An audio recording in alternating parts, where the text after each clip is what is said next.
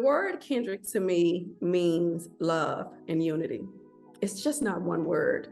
For me, it's a host of words. Love, unity, support, uplifting, empowering, emboldening, togetherness, joy.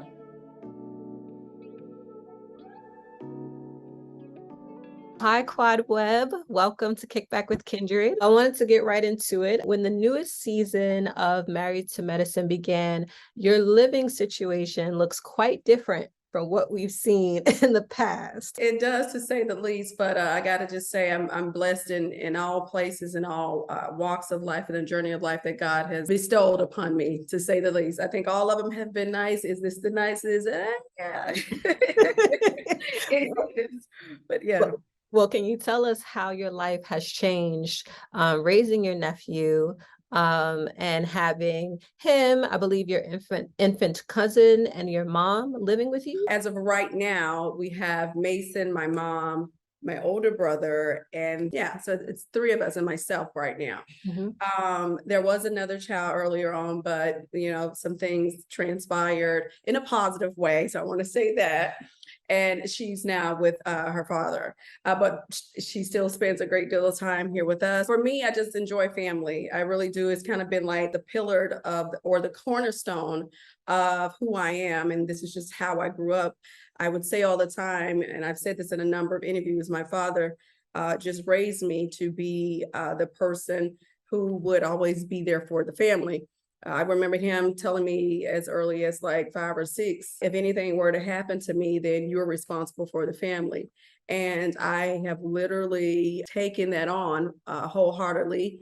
And it has brought me a lot of joy to do that, to be able to be the person to change other people's quality of life, and to have an opportunity to have a hand in the upbringing of some of my younger family members. So with that being said, you live in a multi-generational household, right? You talked about your dad so lovingly. How would you say your parenting is different or the same from how you were raised? It is the same. Let's start there. It is the same in reference to instilling, values, moral, self-esteem, respect, just good, wholesome, the moral value. So it's the same there, how to speak to an adult when you're talking to an adult, if you're a child, being a person who is clean and cleaning up behind yourself. I have Mason here, so I'd be like, yeah, I didn't take that football out. Like, that's yours, right? So just being able to kind of just steal some of those same values and principles that was instilled in me as a child, just to be respectful, always to ask a lot of questions, but you do it in a respectful manner. Be trustworthy, do what you're going to say you're going to do, and just do it, and be honest. And so I think that's the same. The difference is I really don't believe in whippings. For me, I don't do that because I don't want to pre-expose the children to violence. So I truly believe in building a bond with them where we both trust one another and we're leaning on one another to do what's right for the group. So I kind of have, it's like an open dialogue with the children that I have been privy to being a part of their upbringing. I sit Mason down if he's done something that's inappropriate. I really thoroughly go over it with him and tell him why it was inappropriate. I make him regurgitate. Did you understand? Well, tell me exactly what you think you heard.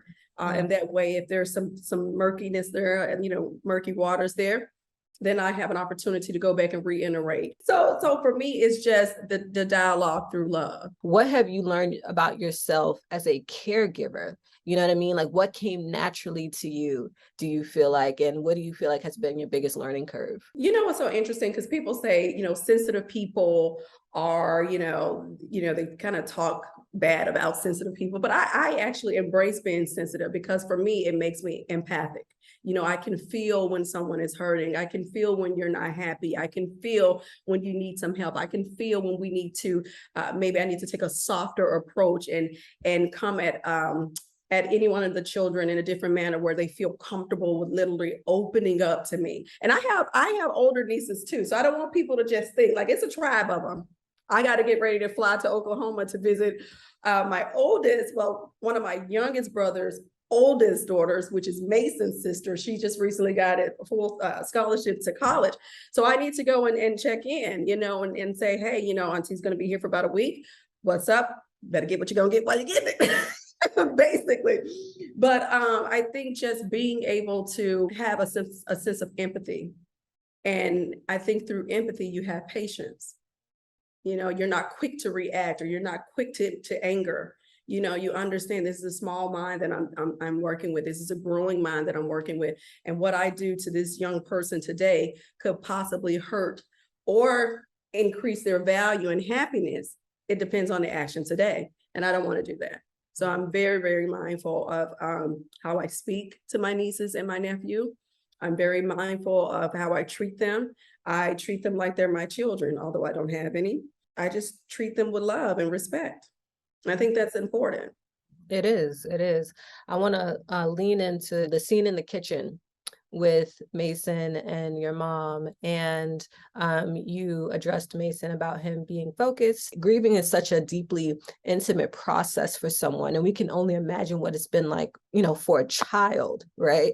So how do you balance helping him to acknowledge his emotions without getting lost in them? Because I also saw in that moment after you got emotional, you said, wait a minute, you know what I mean? And you came back and you brought them back. So I would love for you to expand on that. I thought he was going to say, well, the kid in the hallway was doing something, or something was loud.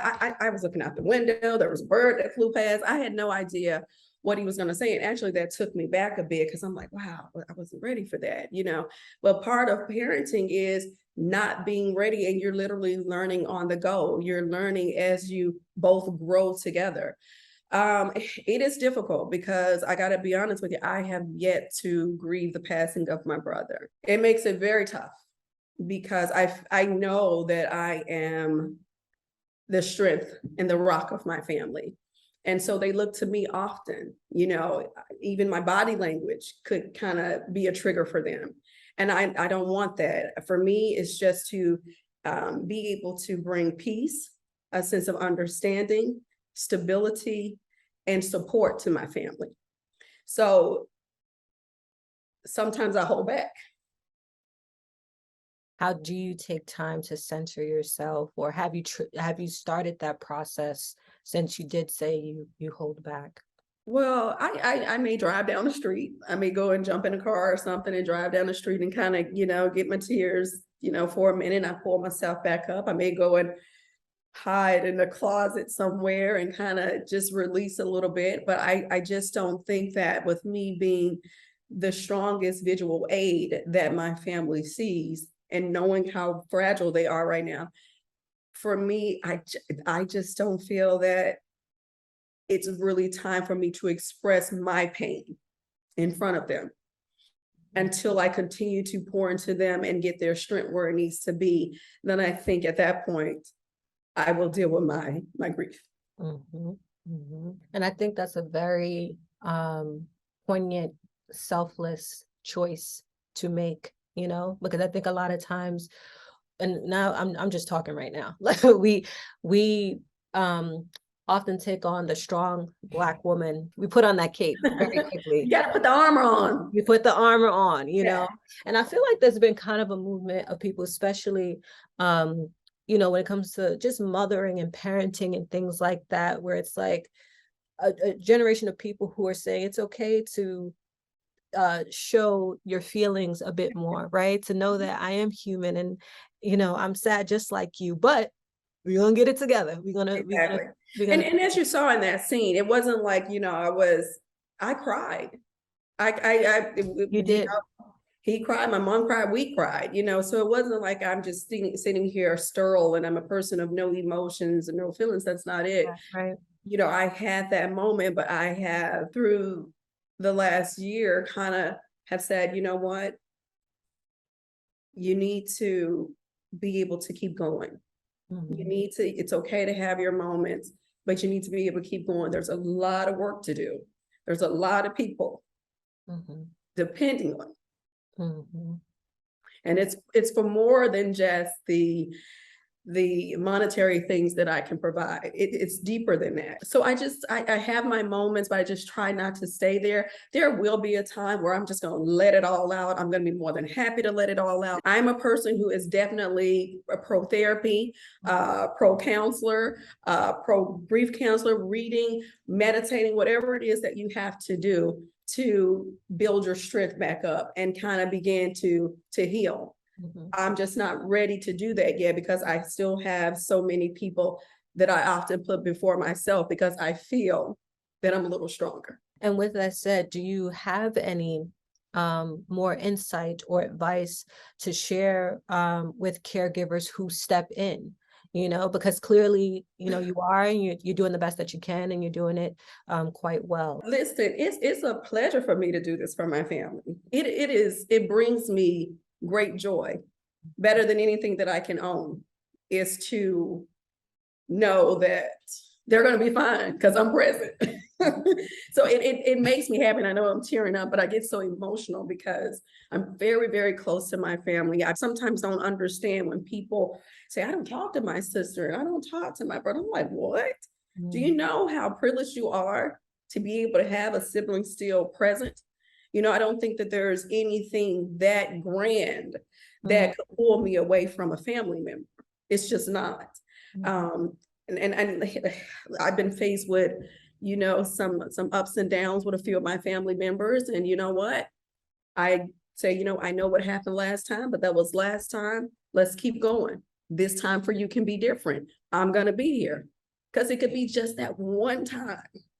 That person is ready to change when there's a breakthrough for that person.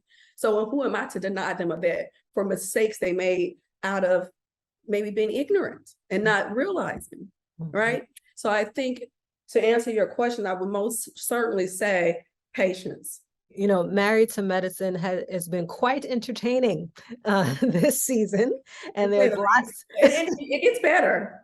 I was gonna say it gets worse in a better way. I'm gonna say there's lots more to come. Yeah. Is there anything you can share that we can expect from this season, or anything else that you want to share that you have coming up? If people want to know, like, where is Mason's mom? Mason's mom lives here in Georgia with us. She doesn't live in this household, but she does live in the state of Georgia. In fact, when she initially moved here, she was about 45 minutes outward. And it was just too difficult for her to kind of make the transition. You know, you're moving from one state to another state. That can be overwhelming. It could be huge, and you're becoming acclimated. So I don't want people to think that my nephew's mom is not present. She is present in his life. In fact, recently she moved closer. So that's really good. We're all excited about that because now we'll see her more. She'll be more involved and she loves her son. So I do want to say that. And I said that to say you'll see that unfolding on the show this season as the episodes progress. So I don't know if that's kind of been a question for people out there. I just want to note that for me as an aunt is never to try to take the position of a mom. Especially if there's a mom present. It's just for me to be a help aid. Now, I come across very strong because I'm just assertive and I look at everything that I'm affiliated with. If I'm going to do it, it has to be top tier. And that's including with helping with these children. You know, and that's the attitude that I have. That's the mindset. It's never going to change. And I think when people take on this responsibility, or I think that's the kind of mindset you got to have. And you can't go back and you can't look at the parents and say, go and whisper and say nasty things about the parents. You just never know, you know, what a person could be going through. Having empathy and an extreme sense of understanding will go a long way.